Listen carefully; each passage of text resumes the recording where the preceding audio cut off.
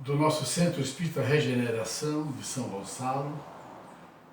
Estamos iniciando a nossa reunião deste sábado sob a proteção de Deus, sob a proteção de Jesus, rogando aos benfeitores espirituais que nos assistam para que possamos ter uma reunião de muito aprendizado e muito crescimento espiritual. Boa tarde, queridos irmãos. Vou aproveitar enquanto ele está colocando para a gente já ir fazendo o nosso primeiro contato, né? O que nos coube? O Evangelho segundo o Espiritismo, capítulo 5. E como eu dizia, falar do Evangelho, falar de Jesus, é pedagógico, porque cada vez que a gente estuda, lê, fala, a gente amplia essa capacidade que nós estamos desenvolvendo de amar esse mestre, que nos ama incondicionalmente. O Evangelho segundo o Espiritismo, neste capítulo, o item que nós vamos ver é o item 22. Se fosse um homem de bem, teria morrido. E já nessa primeira frase, aliás, que é um subtítulo, né, nós já vamos dar uma paradinha para fazer uma reflexão. Mas antes, complementando o que nós estávamos iniciando a falar e refletir aqui com vocês sobre a importância de falarmos, de divulgarmos o Evangelho do nosso Mestre, da forma que nos for possível, mas que falemos, e falemos sempre e para todos, e principalmente para as crianças, principalmente quando estão aqui, né, esse serzinho que está começando a se formar dentro de nós, mães, e que os pais estão ali acompanhando, a falar de Jesus em todos os momentos do desenvolvimento desta criança. Jesus tem que ser uma palavra, tem que ser uma música no ouvido de nossas crianças. Então, nós buscamos no livro do Martim Peralva, Estudando o Evangelho, logo na introdução, uma fala dele, um escrito dele, que se aproxima muito desse pensamento que a gente está querendo introduzir nos nossos pensamentos que vamos aqui desenvolver. Ele diz que não há tempo melhor nem pior para a divulgação do Evangelho. Podem acompanhar aqui com a gente. Não há tempo melhor ou pior. Todo tempo é tempo de se falar do Evangelho, para que as luzes entrem por cima dos telhados, a fim de aquecerem os lares do mundo inteiro. E entrar as luzes por cima do telhado, nós, espíritas, sabemos que estamos levando, através do Evangelho, do culto do Evangelho no lar, deixando que esta luz penetre nos nossos lares e que possa se expandir para os lares das nossas vizinhanças. Diz mais que não há tempo para que as suas claridades, as claridades do Evangelho, repercutam nos montes e nos vales, nas praias e nos sítios distantes, em qualquer e todo lugar, despertando os homens para os embates da renovação e do progresso com o Senhor. É tempo de progredirmos, mas progredirmos no Senhor, porque o progresso intelectual nós já o temos. Na atualidade, nos dias em que vivemos, todavia, quando o nosso orbe querido vive as tormentosas experiências que precedem, via de regra, as grandes transições, e nós temos, na tribuna espírita, visto muitos dos verdadeiros palestrantes falar sobre os tempos de transições que nós estamos vivendo. Então, não é novidade para nenhum de nós que aqui estamos.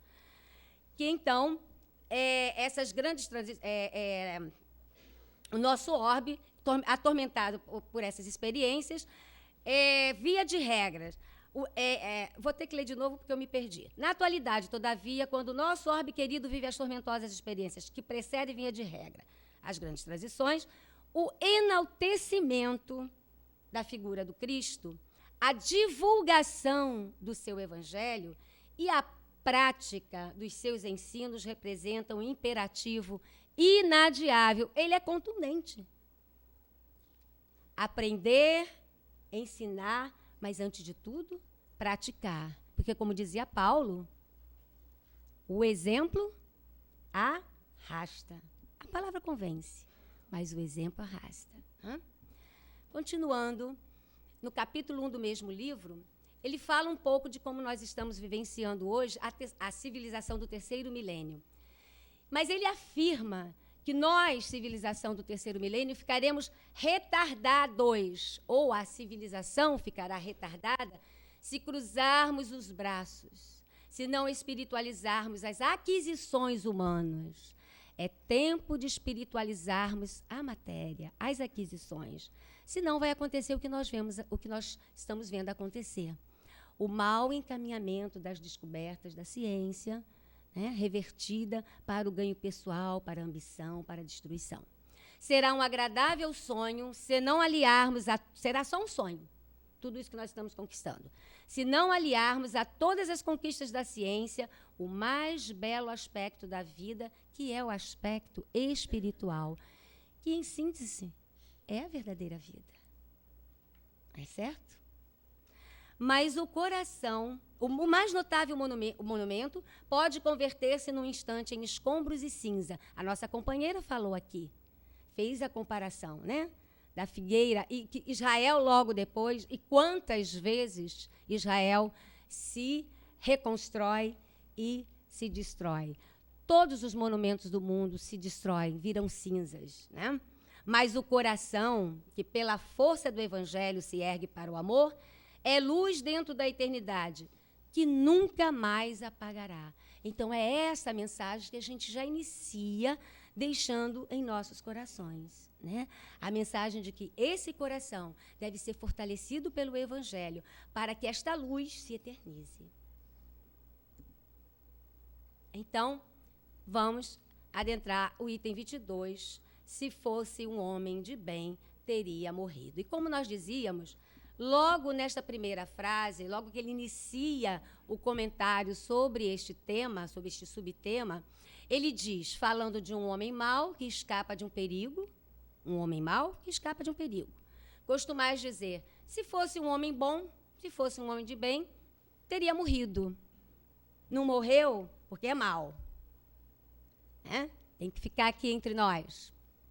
Essa é uma primeira reflexão que a gente faz, essa necessidade que nós, seres humanos, temos de julgarmos o próximo. Porque aqui está um julgamento, logo na primeira frase. Se fosse bom, teria morrido. Bom, se fosse bom, é porque não é bom. Estamos julgando. Baseado em quê? Por conta de quê nós fazemos julgamentos de forma tão fácil, tão sem pensarmos no que estamos julgando? Todos nós fazemos isso. E aí a gente trouxe aquela passagem belíssima de Jesus, do argueiro e a trave no olho, que também está aqui no capítulo 10, vocês irão estudar daqui a alguns meses, no item 9. Então diz assim, como é que vedes um argueiro no olho do vosso irmão, quando não vedes uma trave no vosso olho? Vedes uma coisa tão pequenininha, enquanto você está com algo muito maior te travando a visão. Como é que vedes, ou como é que dizeis ao vosso irmão? Deixa-me tirar um argueiro do teu olho, vós que tendes uma trave no vosso. É a mesma questão. Hipócritas. Jesus não poupou, Hipócritas. Tirai primeiro a trave do vosso olho, e depois, então, vede como podereis tirar o argueiro do olho do vosso irmão. Ele não diz, e logo depois tirais a do vosso irmão. Vede como podereis. Depois que você tem os seus olhos bem abertos, você ainda tem que ver se vai conseguir tirar o cisco do olho do seu irmão. E nós, pretensamente, antes de olharmos para os nossos defeitos, para as nossas limitações, já estamos julgando o nosso próximo. Aqui, eu queria só ter uma noção do tempo e um relógio para mim enorme aqui, quase me comendo, e não é a primeira vez que eu venho aqui. Eu tenho até 4h30, ótimo. Então, vamos ter tempo suficiente. Então, vamos lá, capítulo 10, item 9, porque nós queremos degustar um pouco essa passagem, já que nós entendemos ser de extrema importância, porque é algo, um vício que nós ainda trazemos muito arraigado em nós, que é o vício de julgar o próximo. Aí, Kardec, divinamente inspirado, nos faz uma reflexão sobre essa passagem.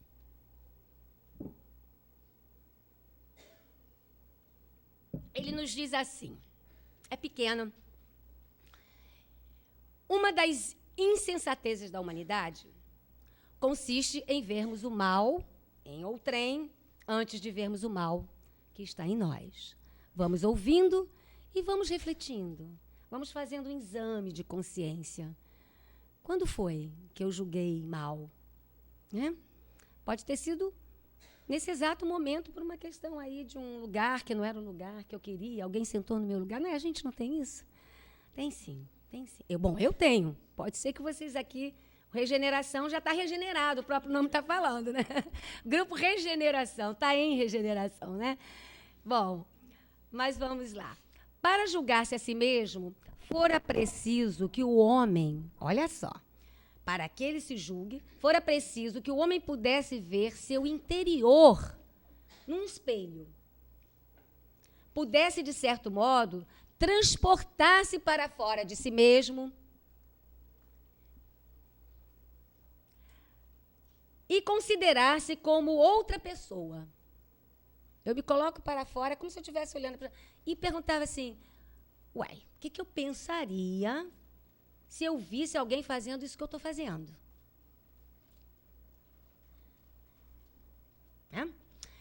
Incontestavelmente, ele nos diz o que é que faz com que julguemos desta maneira. Incontestavelmente, é o orgulho. É o orgulho que induz o homem a dissimular. A gente sabe que não é, mas dissimula, finge que é. Dissimular para si mesmo os seus defeitos, tanto morais quanto físicos. Semelhante insensatez é essencialmente contrária à caridade, com certeza. Porquanto a verdadeira caridade é modesta, simples e indulgente. Caridade orgulhosa é um contrassenso. É que nem inveja branca, né? A gente diz, inveja branca. Gente, inveja. E ainda é um preconceito, né? Ainda devíamos mover uma ação contra a gente, né? Inveja branca, ainda uma coisa absolutamente preconceituosa. Caridade orgulhosa é um contrassenso, visto que esses dois sentimentos se neutralizam um ao outro. Com efeito, como poderá um homem bastante presunçoso, como somos, para acreditar na importância da sua personalidade e na supremacia das suas qualidades, possuir ao mesmo tempo abnegação, doação de si mesmo, bastante para fazer ressaltar em outrem o bem que o eclipsaria, o bem que o anularia, em vez do mal que o exalçaria ou exaltaria. Será que nós somos capazes de fazer um elogio quando, com aquele elogio, nós vamos estar sendo eclipsados? Ressaltar uma boa qualidade, uma qualidade de alguém? Será que o orgulho nos permite, a nossa presunção permite? É uma reflexão que essa passagem nos ajuda a fazer. Essa imagem a gente colocaria enquanto faria a reflexão. Bonita, né? Uma segunda reflexão em relação a essa primeira frase. E vejam bem, agora eu vou ressaltar isso. Nós lemos uma primeira frase de um item que tem um tamanho bem pequeno, é quase um pouco mais que a metade de uma página. E olha quantas reflexões estamos fazendo. O que significa dizer que estarmos aqui, tendo a oportunidade que esta casa está dando, e que, felizmente, outras casas espíritas sérias dão, de estudar o Evangelho, significa estudar de forma minuciosa. Porque nós lemos o Evangelho. Às vezes, nós estudamos um capítulo inteiro numa tarde. O que nós precisamos fazer é isso que essa casa está fazendo. Vamos lá, passo a passo. E se fizermos isso de novo, na próxima semana, teremos outras reflexões que nesse momento aqui não nos ocorreu, certo? Bom, e aí seria a questão das características do homem do bem. Existe também um capítulo dedicado, né, com um subitem dedicado às características do homem de bem, tenho certeza que todos aqui nesta casa conhecem. Está também no Evangelho segundo o Espírito, vocês irão estudar no futuro, capítulo 17, item 3. Mas nós não vamos pegar todas as características. Nós vamos pegar 3 características que nós conseguimos estar fazendo um link ou uma ligação com o estudo que nós, essa primeira reflexão que nós estamos fazendo. Essas 3 características do homem de bem, definido por Allan Kardec, instruído pelos espíritos superiores no Evangelho segundo o Espiritismo, diz o seguinte: o homem de bem é indulgente para as fraquezas alheias, porque sabe que também necessita de indulgência. E tem presente esta sentença do Cristo: atire-lhe a primeira pedra aquele que se achar sem pecado. Nós estamos falando da precipitação com que julgamos, não é verdade? E o homem de bem é indulgente para as fraquezas alheias. Mesmo que ele perceba, e nós vamos perceber, evidentemente, nós temos que ser indulgentes, porque nós também precisamos de indulgência para com as nossas fraquezas. O homem de bem, o verdadeiro, nunca se compraz em rebuscar os defeitos alheios, igualzinho a nós, né? Quanto mais a gente descobre para justificar, inclusive, ele erra, eu erro, mas ele também erra, eu fiz isso, mas olha só o que você fez, né? Então, nunca se compraz em rebuscar os defeitos alheios, nem ainda em evidenciá-los, muito menos em colocá-los em evidência. Se a isso se vê obrigado, procura sempre o bem que possa atenuar o mal. Eu tenho uma amiga, uma das minhas muito boas amigas, grandes amigas, que ela tem o dom de ver as coisas boas que a gente tem. Eu tive que ficar amiga dela, porque eu... mas com certeza... Porque ela é impressionante, gente. Ela não é incapaz de olhar uma coisa que não está muito bem e não encontrar ali alguma coisa boa. Ela só vê o bom. É dela. Né? Então, ela tem essa capacidade. É uma conquista. E a gente... Bom, eu fico me imiscuindo ali para buscar alguma coisa, porque tem que competir comigo, né? Então, se eu não sou tão boa, eu tenho que encontrar um erro. Alguém que seja igual ou pior. Melhor é complicado. Mas a gente está chegando lá.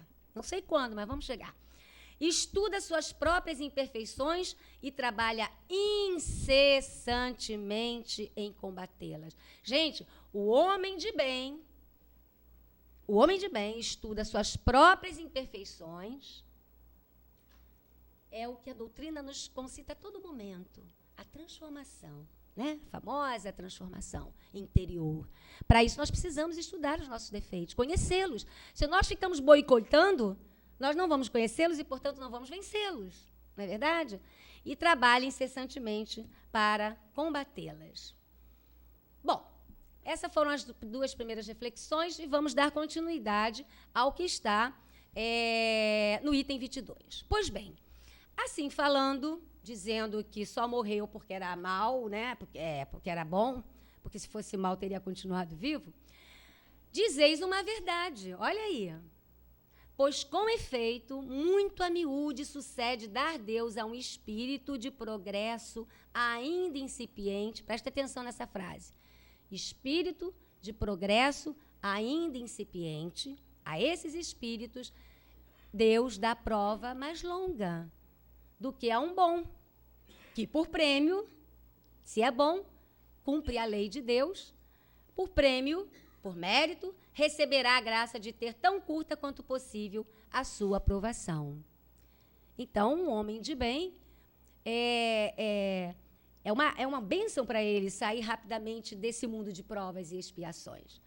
Então, diz ele que quando vos utilizeis daquele axioma, se fosse bom, teria morrido, e não suspeitais de que proferis uma blasfêmia, porque é como se Deus não soubesse o que está fazendo. Deixa o mal e leva o bom, Deus não sabe o que faz. Aí a nossa outra reflexãozinha aqui para a gente. Os espíritos superiores, nós vimos lá, olha lá, ele falou, assim falando, dizeis uma verdade, pois com efeito, muito a miúde, sucede dar a Deus a um espírito de progresso ainda incipiente. É como é que esses espíritos superiores se referem a nós, espíritos ainda na escala evolutiva, ainda inferiores. Ele não falou aqui aos espíritos inferiores, ele falou espírito de progresso ainda incipiente. Claro, nós já progredimos, mas ainda está, né, muito incipiente, muito no seu começo. Mas eles são generosos. Eles são generosos, não são generosos, são generosos, tão bonzinhos. Não, são bonzinhos, são generosos, porque eles passaram e sabem em que fase nós estamos e sabem em que fase nós chegaremos. Todos, todos. E uma outra reflexão, nós estamos lendo, nós estamos fazendo o estudo do livro Ave Cristo, lá no Jeff, às segundas-feiras.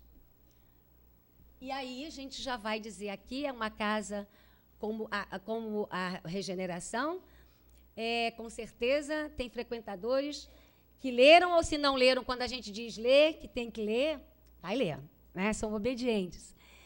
O livro Ave Cristo e toda a obra emanuelina, né, que nós começamos desde lá de Paulo e Estevão, é obrigatório para nós cristãos, todos os cristãos, mas nós cristãos espíritas, é uma leitura obrigatória.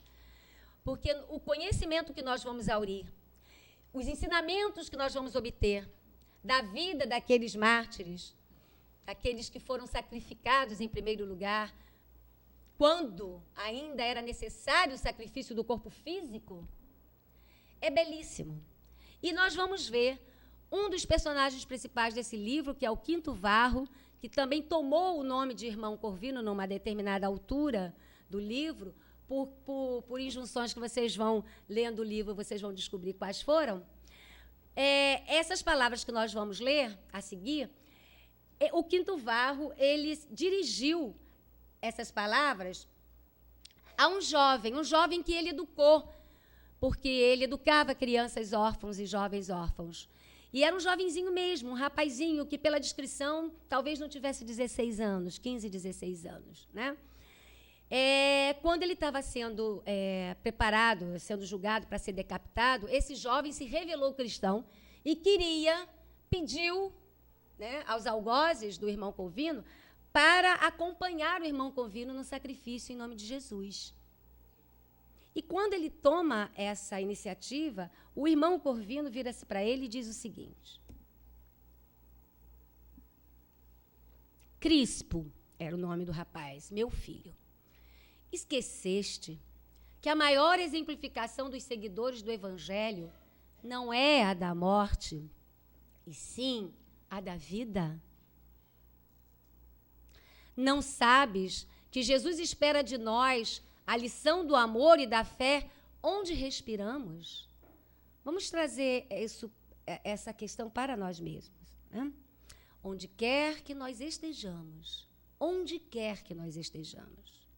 o que Jesus espera de nós é que nós sejamos, demonstremos os seus ensinamentos, que nós sejamos uma página desse evangelho vivo, né? É isso que ele quer de nós.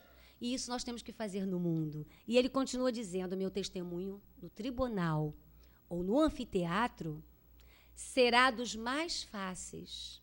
Ou seja, morrer sob as patas dos animais, morrer decapitado, como seria o caso dele, isso é um testemunho fácil. É fácil, porque o que está sendo morto é o corpo. E eu vou me planificar, eu vou sair do corpo e vou... Aquele homem de bem, né? Que merece, por merecimento, eu vou fluir da companhia de Jesus, da companhia dos amigos que se foram antes de mim, né? Então, esse testemunho é fácil. Mas, disse a Crispo, poderás honrar o nosso mestre de maneira mais sacrificial e mais nobre. Mais sacrificial do que doar o sacrifício do próprio corpo. E mais nobre. Como?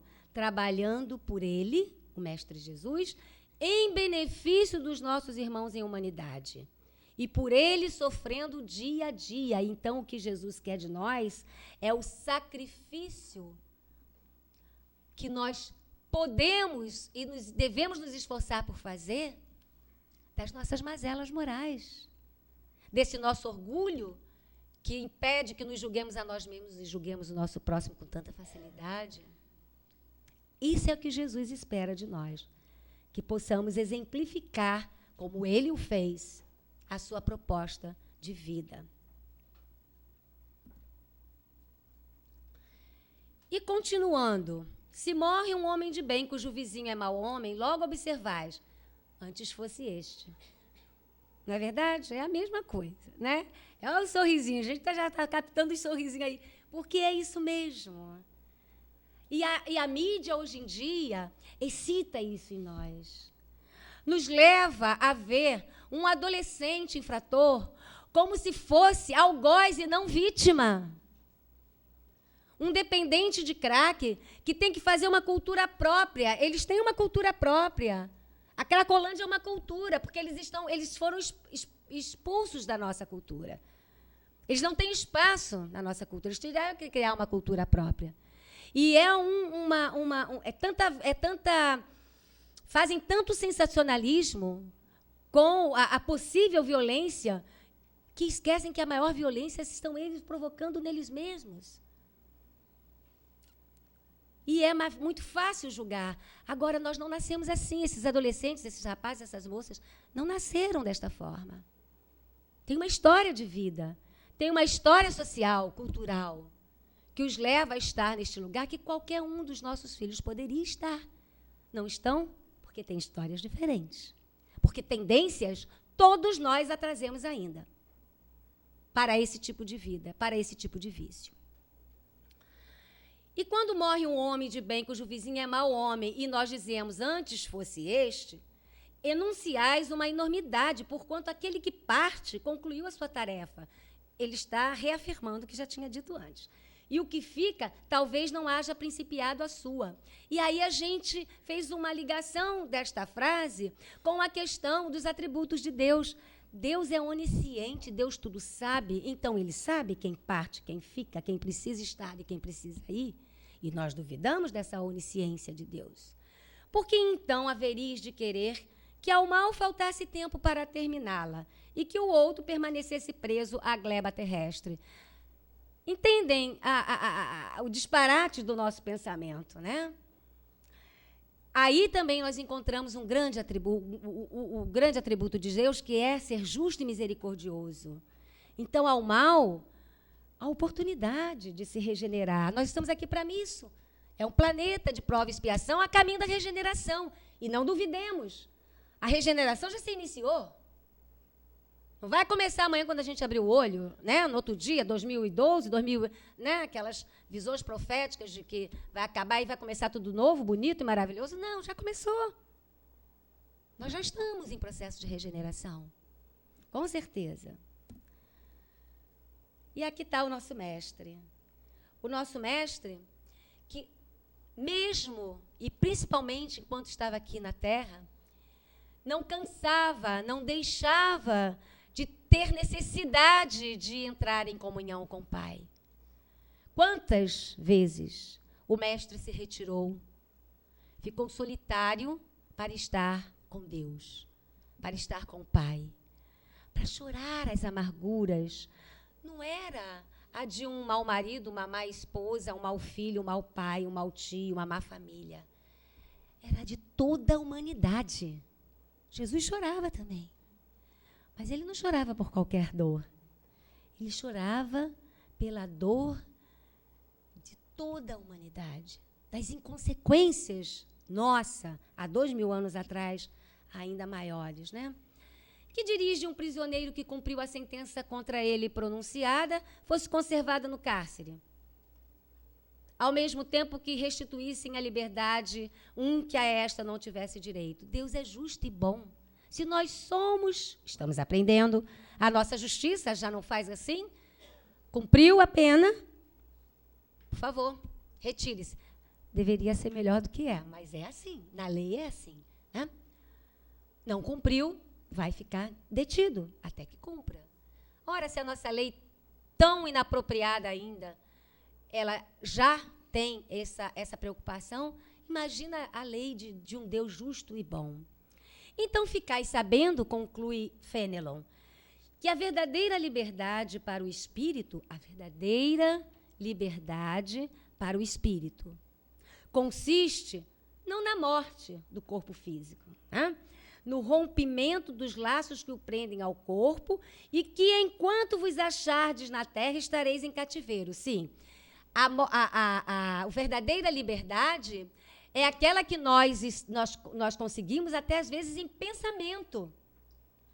Muitas vezes estamos presos, estamos impedidos numa cama por uma doença, ou durante um tempo no quarto, fazendo companhia a um ente querido doente, mas o pensamento é livre. Mas, diz-no Fenelon, que nós, enquanto estivermos neste corpo, nós estamos em cativeiro, nós estamos presos, o espírito está limitado, porque o único espírito o único espírito encarnado no nosso planeta que não estava limitado a um corpo era o espírito do Mestre Jesus. Aquele corpo não o detinha, mas era um corpo e era um espírito de outra envergadura, né? E ele caminhava com um corpo, mas com um espírito verdadeiramente livre. Tanto que ele sumia e desaparecia, iam pegá-lo, não o encontravam. Estava aqui, estava acolá. Ele dominava este corpo. Ele era verdadeiramente livre. Continua Fenelon. Habituai-vos a não censurar o que não podeis compreender. E crede que Deus é justo em todas as coisas. E a gente diz que a gente acredita nisso, mas a gente não age como se acreditasse. Muitas vezes, o que vos parece um mal é um bem. E aí as doenças estão aí, né, para nos mostrar que naquele aparente mal, ali está a redenção daquele espírito, o bem. Tão limitadas, no entanto, são as vossas faculdades, que o conjunto do grande todo não o apreendem os vossos sentidos obtusos. Nós temos 5 sentidos, mas são sentidos que estão restritos à concretude da matéria. O nosso 6º sentido, que é a nossa consciência, que pode se alterar, que pode ir à nossa intuição, que pode estar em contato com a espiritualidade e em contato com o nosso próprio espírito, para buscar nas nossas experiências passadas uma experiência que já vivemos e que hoje temos que reviver, mas que já temos uma experiência anterior que nos intui a viver diferente. Eu conheço isso, né? Eu conheço. E aí a gente diz, não vou por aqui, vou por lá, não sabe por quê? Intuição. Ou num sonho, ou numa noite anterior, percebe antecipadamente. Esse sentido nós desenvolvemos muito pouco. Está contaminado pelo odor, né? Por sentir o cheiro, por ouvir, por ver, por tocar. Ok?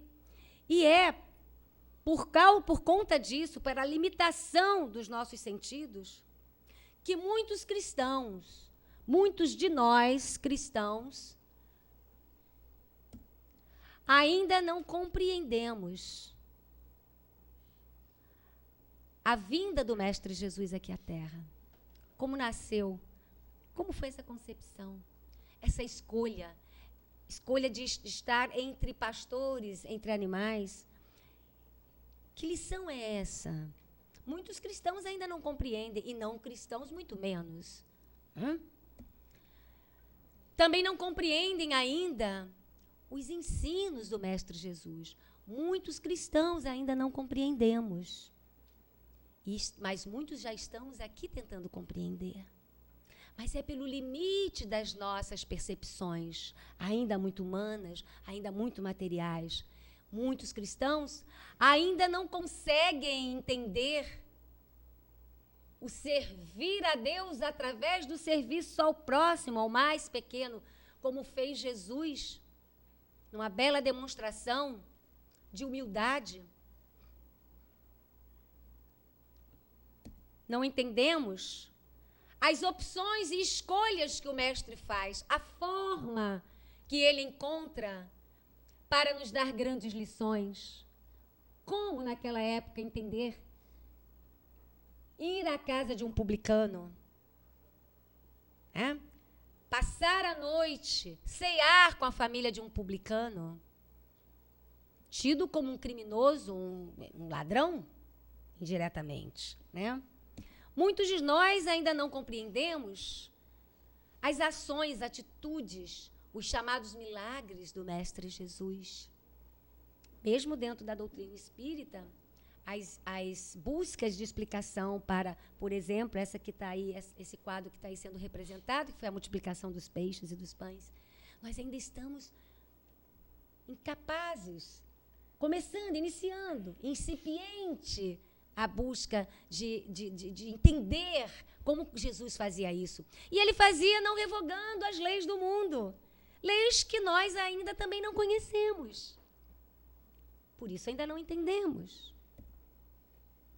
Não entendemos como foi que o Mestre Jesus passou 30 anos de sua vida numa carpintaria. E até desconhecemos várias épocas da passagem do Mestre Jesus como um homem comum, exemplificando o trabalho, o amor à família, a dedicação ao lar, ao ambiente familiar. Não compreendemos a morte do Mestre Jesus. Como Jesus se deixou imolar. Nós temos, sim, uma compreensão racional. Mas a compreensão afetiva, emocional e principalmente espiritual deste ato. Jesus sofreu, mas se ele se sobrepunha ao corpo, será que foi uma farsa? Como é que foi? Nós não sabemos. Uma farsa com certeza não foi, que Jesus não era um farsante. Mas como foi? Como foi essas dores? Como foi esse sofrimento? Essa dor? Não compreendemos a sua ressurreição? Muitos cristãos ainda não entendem. Nós, cristãos espíritas, já temos a noção, e os outros que não são espíritas, mas que conhecem a obra, estudam e se dedicam, do que é realmente a ressurreição. O que é ressurgir, o que é desencarnar, o que é encarnar. Mas não pensemos que nós conhecemos esse assunto. Porque não. De 100%, talvez a gente conheça 0,1%. E aí, concluindo, Fenelon nos diz que nós devemos, todos nós, nos esforçar para sair, pelo pensamento da vossa acanhada esfera. O pensamento é vida, o pensamento constrói e o pensamento viaja. Então, pelo menos pelo pensamento, vamos sair da nossa acanhada esfera corporal. E à medida que vos elevardes, diminuirá para vós a importância da vida material, que nesse caso se vos apresentará como simples incidente no curso infinito da vossa existência espiritual, única existência verdadeira. Então, este é para nós, essa frase final de Fenelon, deve também ficar guardada em nós como a nossa frase, né, para nós levarmos, se de tudo que nós aqui dissemos, nada conseguiu ficar fixado, vamos fixar esta. E nós vamos reler juntos, né? Vocês podem ir lendo aí, acompanhando. Esforçai-vos, faça força, se dedique, por sair pelo pensamento da vossa acanhada esfera. E à medida que vos elevardes, eleve o seu padrão vibratório, eleve o seu padrão de pensamento. Não vamos julgar, né, o próximo com tanta facilidade. À medida que vos elevardes, diminuirá para vós a importância da vida material. E, neste caso, se vos apresentará a vida material como simples incidente Isso aqui é só uma passagem. É um incidente de percurso. Nós estávamos vivendo lá onde nós sempre vivemos, né? Onde nós fomos criados, e, de repente, pum, caímos aqui. Isso aqui foi um incidente de percurso, ou um acidente de percurso. Mas é necessário. Não é verdade? A gente só levanta se cair. Se a gente conseguir andar sempre bem, se estivermos sempre tranquilos e tal, olhando para o caminho, nós não vamos cair. Aí não precisa cair, né? Mas a gente anda assim, olha, falando vizinho do lado e tal, vai cair, não tem jeito. No curso infinito da vossa existência espiritual. Então, no curso infinito da nossa existência espiritual, que é a única verdadeira, estarmos aqui presos, cativos a esse corpo, é apenas um incidente. Então, vamos valorizar a nossa vida espiritual. Isso foi falado aqui, a abertura foi toda sobre isso. A menina foi muito feliz, né? Vamos regar a nossa figueira, né? As qualidades que nós já nascemos com elas, nós nascemos com qualidades, somos filhos de Deus, nós somos luz, né? Vamos limpar esse terreno, porque quando isto acontecer, na única existência verdadeira que nós temos, que é espiritual, nós vamos sempre encontrar, quando voltarmos, esse mestre querido nos esperando. E já não mais com as mãos marcadas pela nossa iniquidade, mas com as mãos iluminadas, luminosas, que irão também espargir luz sobre nós, do seu sublime amor. É assim que ele nos espera. E é assim que ele nos receberá, toda vez que viermos e voltarmos. Muita paz e muito obrigado pelo carinho com que todos vocês estão aqui me ouvindo e recebendo essas palavras.